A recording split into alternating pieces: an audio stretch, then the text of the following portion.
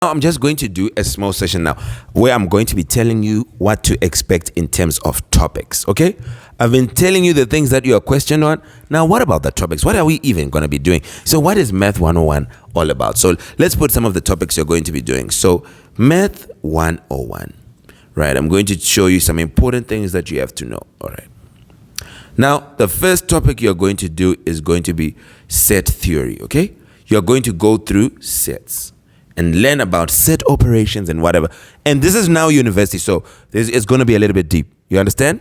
And then from there, you're going to learn about logarithms and exponents. So sets, then you're going to learn about logarithms and exponents. Logarithms and exponents. Then it keeps going deeper and deeper and deeper. I'm just giving you the intro to the first things you're doing in the first 2 weeks, okay? And of course, we can develop it further and see how it goes. So remember, first thing is set theory, which I don't know how many lecture slides this will take. But in set theory, you're going to be taught about the different types of sets, and what a set is. So a set is just a collection of terms. So it's like if I group cats and dogs and goats, whatever, right? I will make a set. You understand? So I'll be looking at that. And now what happens is when you talk about a set, we don't care how many times something appears. So let's say you have a set of numbers from 1 up to 10, right? You have 1 and 2 and 3, 4, 5, from 1 up to 9, I mean. 1, 2, 3, 4, 5, 6, 7, 8, 9. If you have 2 9s, you are still going to just write it once, because we do not care about how many times it appears, right? We just want to know what are the different types of objects that are in this set, right? And then you're going to be performing set operations, and then you're going to be learning how to represent these things on diagrams. Like to say, what is A? You have the set operations are going to be intersection, union, and you know how you'll be adding sets and subtracting sets and whatever. You're going to see these.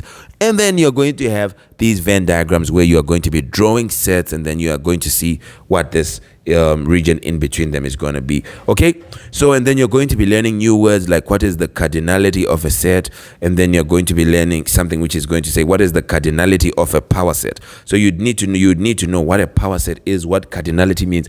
These are just words that look big, but cardinality just means size. Okay, and you'll be saying now, okay, what is a power set? You'll be saying the set made up of all the subsets, whatever. You see these words, but you have to put these things in your head. And if you're touchy thinking about playing, it's going to cost you. It's now time to be serious. This is not time to think about all these other things, because you're going to be, you remember, you are rewarded. You're being given a salary, right? What is it for? For work. Okay, if you're not passing, then at some point you are risking it.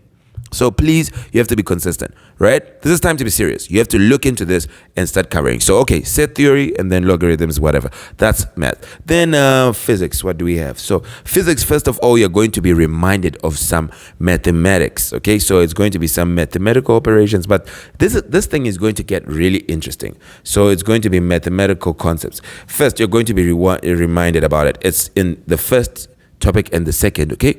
They'll be talking about significant figures in the second thing, and significant figures and decimal places and some trigonometry, okay?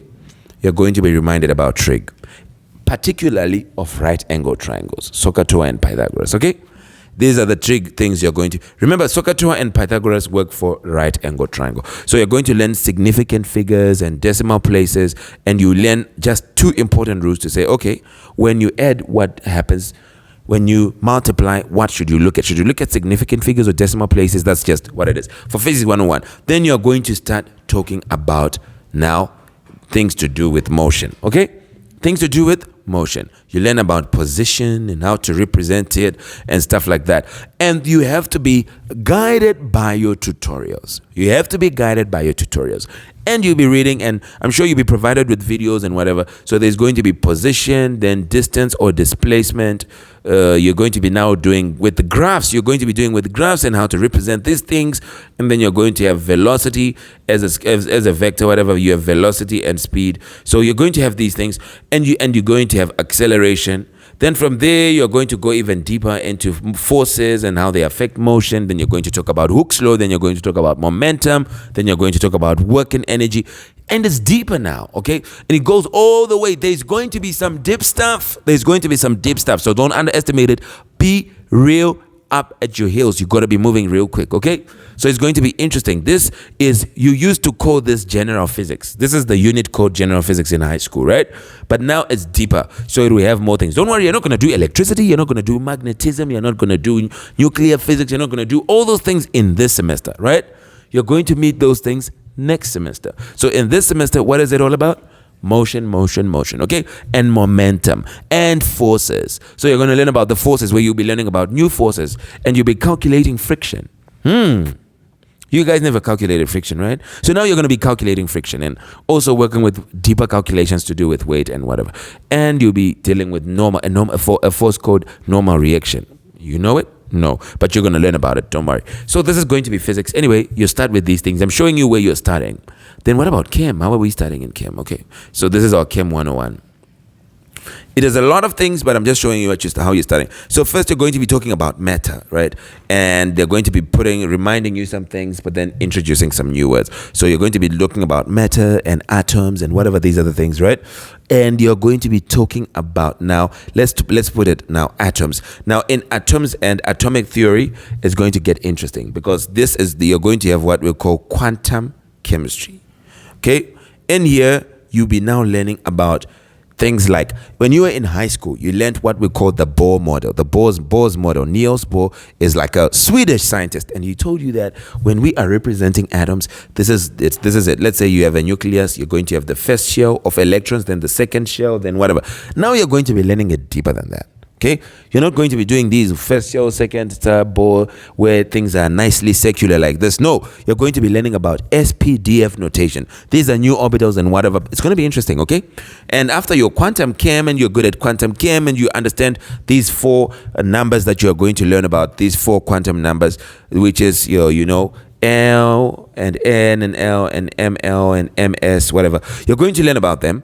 Don't worry, and how you can use them. Then after that, you're going to learn about the reactions in water. Okay?